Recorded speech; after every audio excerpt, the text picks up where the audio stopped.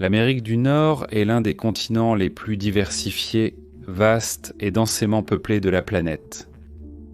S'étendant sur près de 25 millions de kilomètres carrés et abritant près de 600 millions de personnes, ce continent possède des déserts, des plaines, des forêts tropicales, de la toundra, des bois, des côtes et des grottes, parmi de nombreux autres habitats. Les premiers peuples à avoir mis le pied sur le continent américain sont descendus du Nord, découvrant un monde d'une beauté intacte et peuplé de créatures étranges. Et aujourd'hui, nous allons nous intéresser aux premiers peuples qui se sont installés sur ces terres. Des étendues glacées du nord du Canada jusqu'aux jungles tropicales des Caraïbes, rejoignez-nous pour découvrir ceux qui ont été les premiers à franchir les frontières de ce nouveau monde étrange.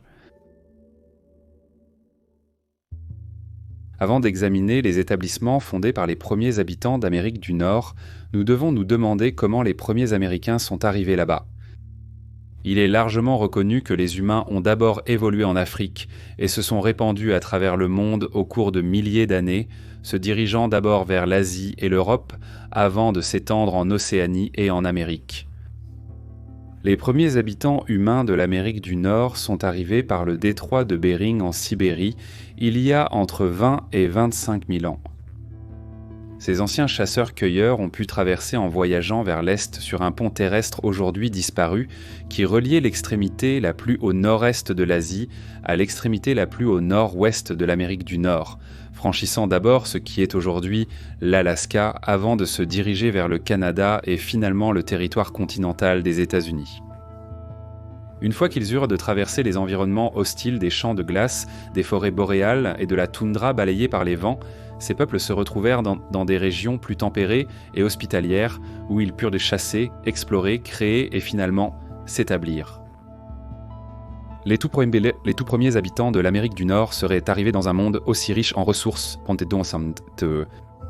qu'il était menacé.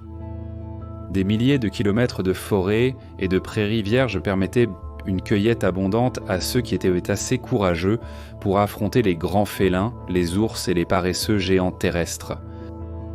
Il y a environ 16 000 ans, les premiers humains n'avaient peuplé tous les recoins du continent, à l'exception des îles du nord du Canada.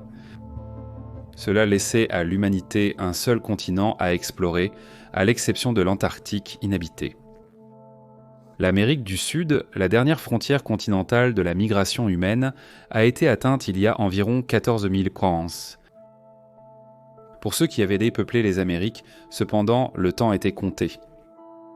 Il y a 13 000 ans, le pont terrestre du détroit de Bering, reliant l'Asie à l'Amérique du Nord, a commencé à disparaître. Le réchauffement des températures à travers le monde a entraîné la fonte des glaces, ce qui a finalement fait monter le niveau de la mer et recouvert entièrement le pont. Cela signifiait que pour toute personne vivant alors en Amérique du Nord ou du Sud, il n'y avait aucun moyen de retourner en Asie sans un bateau très bien construit, ce qui n'était pas encore technologiquement possible pour les tribus préhistoriques vivant dans le Nouveau Monde. Les habitants de l'Eurasie ne rencontreraient donc plus les peuples d'Amérique avant les années 980, lorsque les Vikings arrivèrent au Groenland après avoir traversé l'Atlantique Nord. Là, ils rencontreraient les groupes Beothuk et Thulé des Amérindiens, parents respectivement des Algonquins et des Inuits. Ces voyages ne deviendraient jamais célèbres en Europe et il n'y aurait pas de contact ultérieur avant que Christophe Colomb ne se rende en Amérique en 1492, déclenchant une série d'événements qui allaient changer le cours de l'histoire pour les Américains et les Européens. Au moment où Christophe Colomb est arrivé en Amérique, les peuples autochtones vivaient sur ces terres depuis des milliers d'années. Alors à quoi ressemblaient ces premiers établissements et qui les a fondés ? Les premiers êtres humains à arriver en Amérique du Nord se sont rapidement retrouvés sur des terres qui appartiendraient un jour à la nation du Canada. La première preuve connue que nous avons de la présence humaine, même temporaire, dans le Canada ancien, provient des grottes Bluefish, près de la frontière de l'Alaska, dans le Yukon. Dans la première de ces grottes, on a retrouvé des éclats d'os travaillés provenant autrefois de mammouths qui ont été associés à la présence des premiers humains, lesquels se sont reposés et ont peut-être vécu dans la grotte il y a environ 24 000 ans. La présence de ces éclats façonnés à la main a suscité la controverse au sein de la communauté archéologique au fil des ans, car on pensait auparavant que les humains étaient arrivés dans la région il y a environ 13 000 ans, ce qui change radicalement la chronologie des premiers humains dans la région. Il semble probable que les humains aient utilisé ces grottes comme halte lors de leur traversée de la nature sauvage du Yukon, ou peut-être ont-ils formé une première communauté et vécu ici pendant un certain temps. Dans les premières années des peuples d'Amérique du Nord, c'était la norme. Des groupes de chasseurs-cueilleurs cherchaient refuge dans des grottes ou d'autres endroits abrités où ils pouvaient échapper aux dangers des éléments. Ils restaient dans ces endroits jusqu'à ce qu'ils aient besoin de partir ou jusqu'à ce qu'ils soient chassés par des prédateurs ou des tribus rivales. Les vestiges d'un établissement datant d'environ 14 000 ans ont depuis été découverts sur l'île Triquet, à environ 300 miles au nord de Victoria, en Colombie-Britannique. Considéré comme l'un des plus anciens établissements construits en Amérique du Nord, les chercheurs y ont découvert des lances, des hameçons et les vestiges d'un foyer de cuisson avec des éclats de charbon préservés encore présents sur le site. Les habitants de cet endroit étaient les membres de la première nation Pelsouk, qui ont vécu ici pendant une longue période d'environ 7000 ans, utilisant probablement ce lieu comme base pour chasser et cueillir dans la région qu'ils considéraient comme leur foyer. Ailleurs sur le site, les chercheurs ont mis au jour des caches d'outils primitifs, notamment des forêts manuelles, qui pouvaient donc servir à allumer un feu, ainsi que des leurres de pêche fabriquées en bois, qui étaient probablement traînés le long du fond d'une rivière pour attraper des créatures vivant dans ses profondeurs. Vivant sur la côte du Canada, on pense qu'ils obtenaient la majorité de leur viande en dehors de la pêche en chassant les phoques avec des lances spécialement conçues. Sur Terre, ces piscivores auraient été relativement faciles à attraper, et leur viande aurait nourri une petite population de personnes pendant plusieurs jours. Au cours de la période où il avait abrité d'anciens Amérindiens, le site semble avoir été frappé par 2 tsunamis, ce qui aurait pu entraîner l'abandon et la réappropriation du lieu par différents groupes de personnes à plusieurs reprises. Les recherches noires sont toujours en cours et les scientifiques espèrent découvrir davantage de secrets de cet endroit avec le temps. Les plus anciennes empreintes humaines conservées aux États-Unis et peut-être même de toute l'Amérique du Nord peuvent être observées au parc national de White Sands, près de la frontière sud de l'actuel Nouveau-Mexique.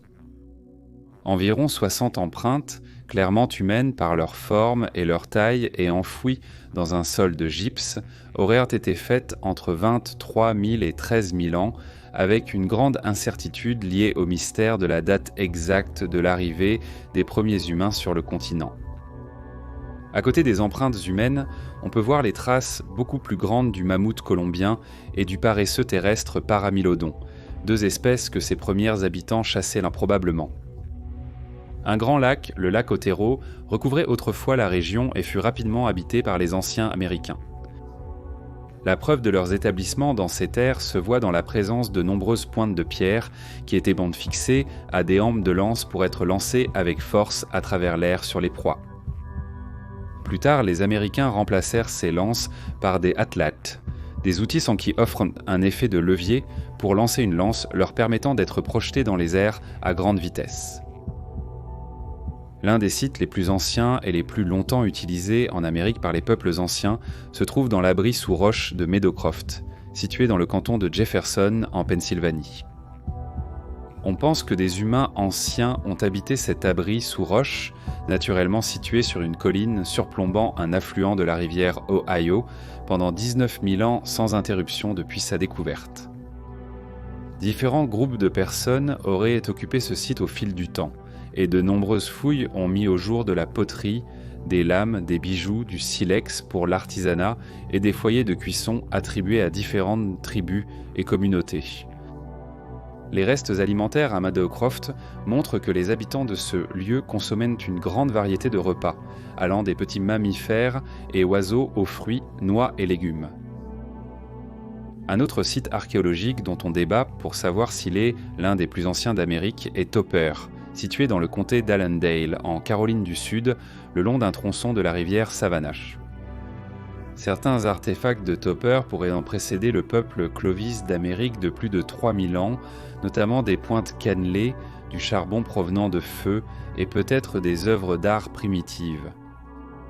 Les habitants de Topper bénéficièrent du meilleur des deux mondes en ce qui concerne l'environnement qui les entourait.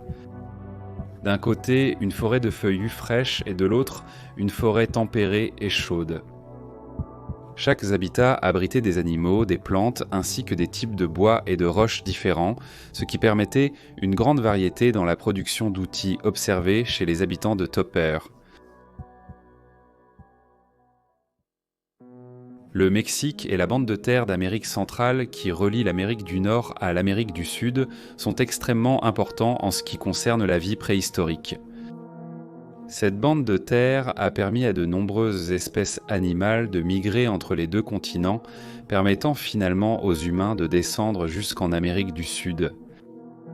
Cependant, certains groupes d'humains anciens ont choisi de rester dans les terres fertiles et les environnements tropicaux luxuriants du Mexique et de l'Amérique centrale, ce qui a permis la formation d'une grande diversité de cultures. Certains des plus anciens restes humains de cette époque appartenaient à une jeune femme et à deux hommes, dont l'un était d'âge moyen, découvert sur le site de San Pedro Landry, près d'Astuacan. Ces champs squelettes, découverts en 1953, sont estimés à environ 10 000 ans et pourraient avoir appartenu à une famille précoce. Cependant, on sait peu de choses sur la technologie ou la culture de ces personnes. Nous savons qu'ils vivaient aux côtés de grands félins, de paresseux terrestres, de mammouths et de mastodontes, ainsi que de tatous géants, dont certains qu'ils ont peut-être chassés, s'ils faisaient partie d'une communauté plus large.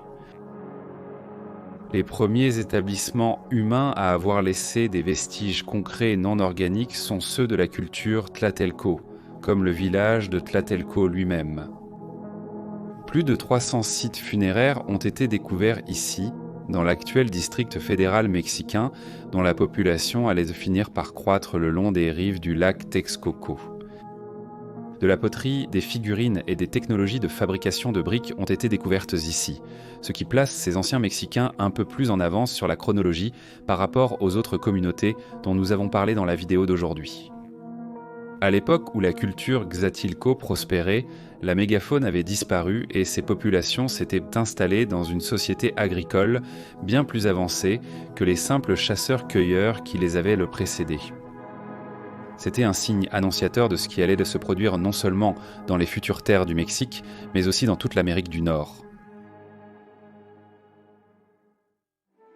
Bien que nous continuions d'en apprendre sur les premiers peuples qui ont atteint le continent nord-américain, il reste encore beaucoup de choses que nous ignorons. Tout ce que nous pouvons voir de ces peuples anciens, ce sont leurs restes, leurs outils et leurs structures simples. Et à l'exception de communautés plus tardives comme la culture Ixtlatilco, nous pouvons en savoir très peu sur leurs croyances, leurs idées ou leurs créations. Avec un peu de chance, d'autres fouilles et études dans les terres anciennes occupées par les premiers Américains fourniront beaucoup plus d'informations, à partir desquelles nous pourrons nous faire une idée meilleure, plus claire et plus approfondie.